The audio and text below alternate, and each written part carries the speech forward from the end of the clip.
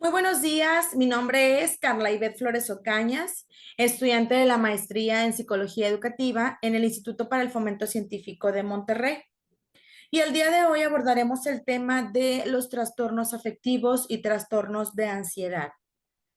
Es muy importante que nosotros, como docentes, podamos detectar en nuestros alumnos aquellos síntomas que podrían ser relacionados con algún tipo de trastorno, pudiera ser afectivo, pudiera ser de ansiedad para, con nuestra experiencia, poderlos ayudar o, si es necesario, poderlos canalizar para que reciban la atención adecuada. Vamos a comenzar viendo a qué se refiere con los episodios afectivos. Estos episodios son cambios en el estado de ánimo que pueden ser de tipo depresivo o maníaco y se caracterizan por esos afectos con alta intensidad y de poca duración, ya que para su diagnóstico han de presentarse en un periodo de 2 semanas y representan un cambio respecto a la actividad previa del individuo. Si hablamos ahora de lo que es el episodio depresivo mayor, nos dice que este episodio es un estado de depresión considerable que tiene una duración de al menos 2 semanas, en las que hay un estado de ánimo deprimido o una pérdida de interés o placer en casi todas las actividades del individuo. En el caso de niños o de adolescentes, generalmente expresan este estado con irritabilidad en lugar de tristeza. Los síntomas que se pudieran presentar es cambios en el apetito, cambios de sueño, falta de energía, sentimientos de infravaloración o culpa, dificultad para pensar, concentrarse o tomar decisiones, pensamientos constantes de muerte o ideación y planes o intentos suicidas. Los individuos que padecen un estado depresivo mayor comúnmente describen estar tristes, deprimidos, sin esperanza, sin ánimo o como si estuvieran dentro de un pozo. Ahora hablemos del episodio maníaco. Se define como un periodo determinado durante el cual el estado de ánimo es anormal y se muestra persistentemente elevado, expansivo e irritable. Este lapso dura por lo menos 1 semana para su diagnóstico. Presenta alguno de los siguientes síntomas: aumento de la autoestima o grandiosidad, disminución de la necesidad de dormir, fuga de ideas, distraibilidad, aumento de actividades intencionadas y se presenta un deterioro social o laboral, además de que presenta irritabilidad. Puede darse el caso de que el sujeto esté consciente de que está enfermo, de que padece este tipo de trastorno o de episodio y aún así se resiste a tomar algún tipo de tratamiento. Puede viajar impulsivamente a otras ciudades, puede perder el contacto con los familiares o los cuidadores, exhibir conductas antisociales o de juego patológico, olvidándose de consideraciones éticas, lo que llega a afectar a personas que habitualmente son tomadas como muy responsables. Ahora hablemos del episodio mixto. Se caracteriza por un periodo en el que al menos durante 1 semana, casi cada día se cumplen los criterios tanto para un episodio maníaco como para un episodio depresivo mayor y presenta los síntomas de agitación, insomnio, alteración del apetito, síntomas psicóticos, ideación suicida, tristeza, irritabilidad, euforia. Es necesario diferenciar este padecimiento de otras enfermedades médicas que provocan la presencia de episodios afectivos depresivos o maníacos. Asimismo, es importante detectar el posible consumo de sustancias que pudieran estar provocando tales estados, al igual que otros síntomas o trastornos mentales. Si hablamos ahora del episodio hipomaníaco, este se define como un periodo determinado durante el cual se presenta un estado de ánimo anormal, persistentemente elevado, expansivo o irritable y dura al menos 4 días.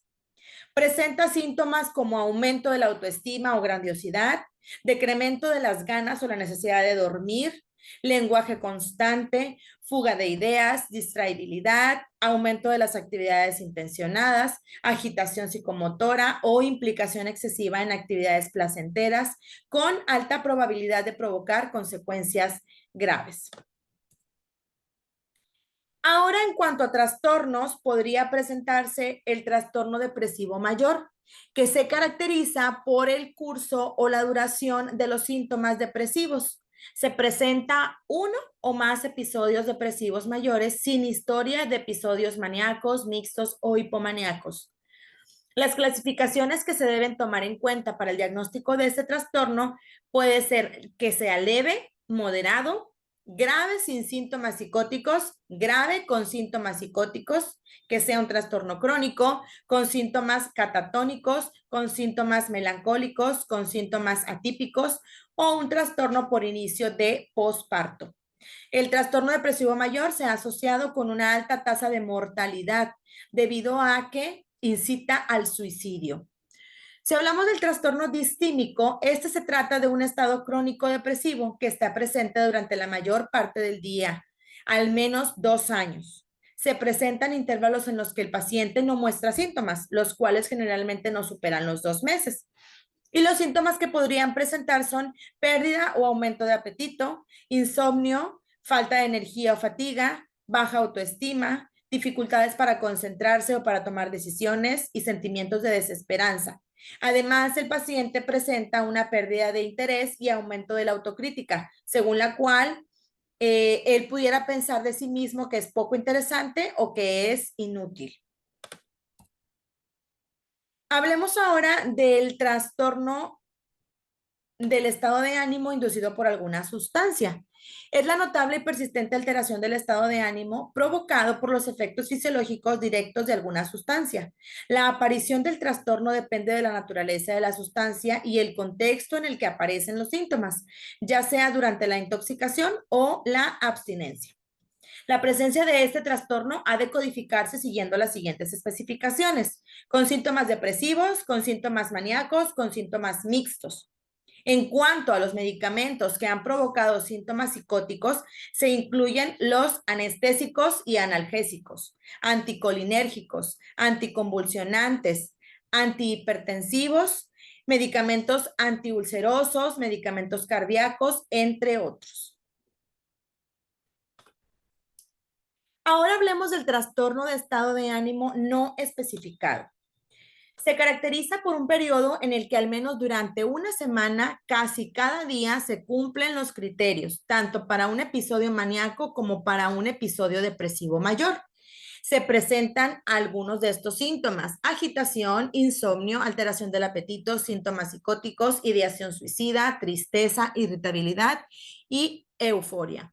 Es necesario diferenciar este padecimiento de otras enfermedades médicas que provocan la presencia de episodios afectivos depresivos o maníacos. Asimismo, es importante detectar el posible consumo de sustancias que pudieran estar provocando tales estados, al igual que otros trastornos mentales. Ahora vamos a hablar de los tipos de trastornos, pero por ansiedad. Ya no por el estado de ánimo, ahora por ansiedad. Existen varios y vamos a ver las características de algunos de ellos y los síntomas que se pudieran presentar. Pero antes vamos a ver algunos términos, algunos conceptos importantes sobre la ansiedad y el temor, que son emociones generales. Ambos términos tienen significados específicos y científicos, pero su uso común y sus características interrelacionadas las han hecho intercambiables. Por ejemplo, la fobia es un tipo de ansiedad. El temor puede ser explicado como una respuesta emocional y fisiológica a una amenaza externa reconocida. Y la ansiedad la podemos definir como un estado emocional displacentero, cuyas fuentes son menos fáciles de identificar. Frecuentemente se caracteriza por síntomas fisiológicos que pueden conducir a la fatiga o al agotamiento. Hablemos ahora del trastorno obsesivo compulsivo. Las obsesiones se definen como ideas, pensamientos, impulsos o imágenes de carácter constante que el individuo identifica como intrusas e inapropiadas y que a su vez provocan una ansiedad o malestar significativos.